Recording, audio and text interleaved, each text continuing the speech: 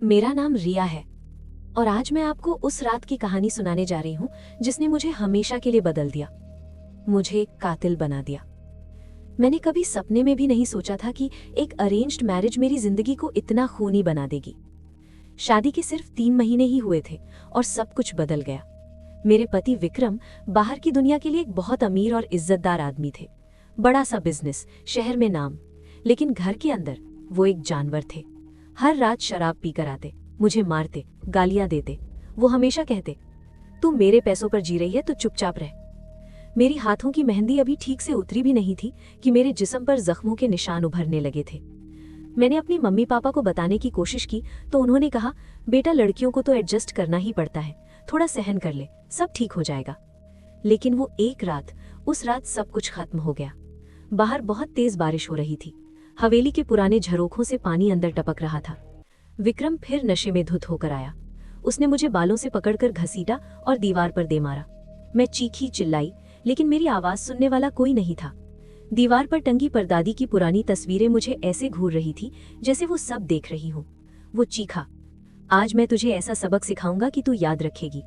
और उसने चाकू निकाल लिया। वो वही चाकू था जो पूजा के लिए रखा था, गणेश जी की मूर्ति के सामने।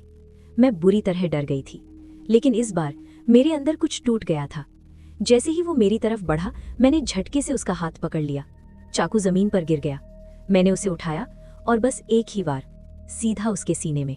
खून, बहुत सारा खून, फर्श पर ऐसे फैल गया जैसे किसी ने गेंदे के लाल फूल बिखेर दिए हों।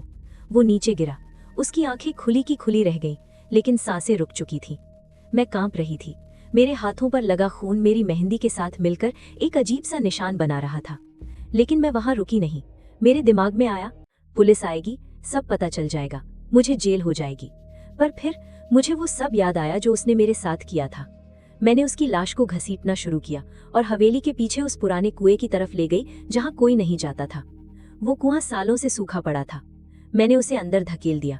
एक गहरी आवाज आई, जैसे कोई बहुत दूर गिर रहा हो। फिर मैंने सब कुछ साफ किया, खून के धब्बे पोंछे, चाकू धोया और अपने कपड़े बदल लिए। सुबह तक सब कुछ पहले जैसा नॉर्मल लग रहा था। जब पुलिस आई और पूछा, विक्रम सर कहाँ हैं, तो मैंने रोते हुए कहा, वो रात को किसी काम से बाहर गए थे, अभी तक वापस नहीं आए। वो महीनों तक उसे ढूंढते रहे, लेकिन वो कुआं कभी नहीं खोला गया। परिवार की एक पुरानी मान्यता थी, कुछ बातें यहीं दफन रहे तो अच्छा है। अब मैं इस हवेली में अकेली रहती हूँ। हर रात जब भी बारिश होती है, मुझे लगता है जैसे उस कुएं से एक आवाज आ रही है, एक फुसफुसाहट, रिया, रिया।